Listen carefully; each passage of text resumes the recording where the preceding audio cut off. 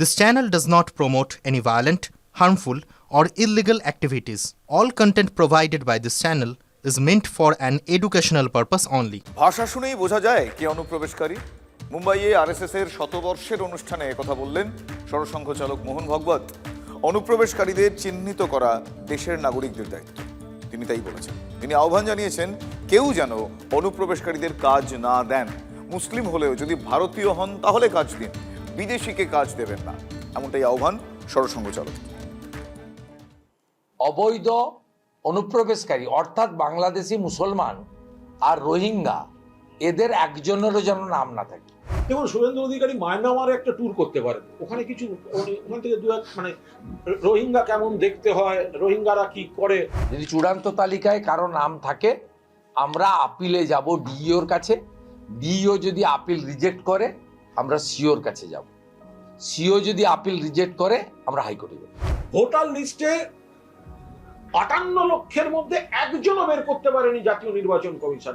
এখনো পর্যন্ত voter list থেকে একজন রোহিঙ্গা বের করতে পারেনি। এসআইআর করে কতজন বাংলাদেশি রোহিঙ্গা ধরা পড়ল? প্রতিদিন এই প্রশ্ন করে বিজেপিকে খোঁচা দেন তৃণমূলের নেতারা। কমিশন সূত্রে খবর, এসআইআর এর সুপার চেকিং এ সত্যিই বাংলাদেশি চিহ্নিত হয়েছে। খসড়া তালিকার সুপার চেকিং এ ধরা পড়েছে অসঙ্গতি। ভারতীয় ভোটার কার্ড রয়েছে, বাংলাদেশে ভোট দিয়েছেন তার স্লিপও নাকি পাওয়া গেছে এমন ব্যক্তির। বাংলাদেশের ভোটার তালিকাতেও নাকি সেই ব্যক্তির নাম আছে। ঘটনাচক্রে কমিশন যখন খসড়া তালিকায় সন্দেহজনক উপস্থিতির প্রমাণ পেল, তখনই সংঘপ্রধান মোহন ভাগবত মুম্বাইয়ে এই প্রসঙ্গেই বললেন, অনুপ্রবেশকারী চিহ্নিত করার অন্যতম উপায় হচ্ছে এসআইআর। घुसपैठ के मामले में सरकार को बहुत कुछ करना है, डिटेक्ट और डिपोर्ट ये उनको करना है। अब तक होता नहीं था, अब थोड़ा थोड़ा शुरू हुआ है, धीरे धीरे बढ़ेगा। सेंसस होगा या एसआईआर हो रहा है, उसमें ऐसे कई लोग सामने आ जाते कि जिनका नहीं, यहाँ के नागरिक नहीं है, वो अपने आप कट जाते उस प्रोसेस से। ये भी होता है।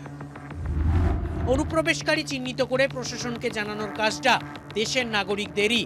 ভাষা শুনেই বোঝা যায় কে অনুপ্রবেশকারী, বললেন সরসংঘ চালক। जो आते हैं उनकी भाषा से ध्यान में आता है, हम उनको डिटेक्ट करें, योग्य अधिकारियों के पास रिपोर्ट दे दे, पुलिस को बता दे कि भाई हमको लगता है कि विदेशी, आप जांच पड़ताल कीजिए और नजर रखिए, हम भी नजर रखेंगे। ভারতীয়দের প্রাপ্য কাজ চুরি করে নিয়ে যাচ্ছে অনুপ্রবেশকারীরা। দেশবাসী যেন অনুপ্রবেশকারীদের কাজ না দেন আহ্বান জানিয়েছেন সরসংঘ চালক। और हम रोजगार किसी विदेशी को नहीं देंगे, जो अपने देश का है, मुसलमान भी हो, अपने देश का है तो देंगे। जो अपने आप को हिंदू नहीं कहते वो भी है तो भी वो इस देश के है तो उनको काम मिले। শিলিগুড়িতে সিভিক ভলান্টিয়ারের রহস্য মৃত্যুতে উত্তেজনা, দেহ নিয়ে যেতে বাধা দেওয়া হয়, মৃতের দেহ আটকে রেখে বিক্ষোভ সিভিক ভলান্টিয়ারদের। পুলিশের ভূমিকায় সিভিকদের ক্ষোভ। রাজ্য সশস্ত্র পুলিশের 12 নম্বর ব্যাটালিয়নের সদস্য মৃত ওই সিভিক ভলান্টিয়ার।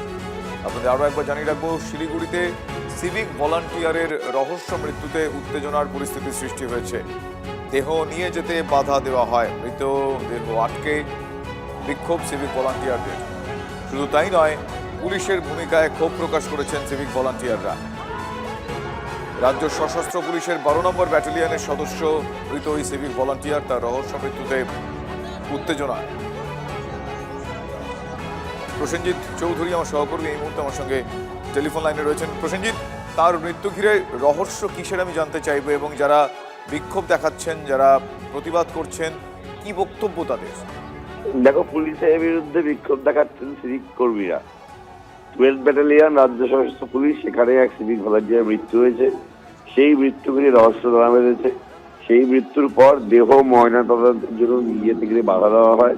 দফায় দফায় সকাল থেকে বিক্ষোভ চলতে থাকে। পুলিশ কর্তারা সিভিক ভলান্টিয়ারদের বুঝিয়েও তাদের বিনষ্ট করতে পারেনি। সিভিক ভলান্টিয়ারদের বেশ কিছু অভিযোগ রয়েছে, সেই অভিযোগকে সামনে এনেই তারা মৃতদেহ আটকে সেখানে দফায় দফায় বিক্ষোভ দেখাতে থাকেন। এখনো পরিস্থিতি সেখানে পুরোপুরি নিয়ন্ত্রণে নয়। ধন্যবাদ প্রসেনজিৎ।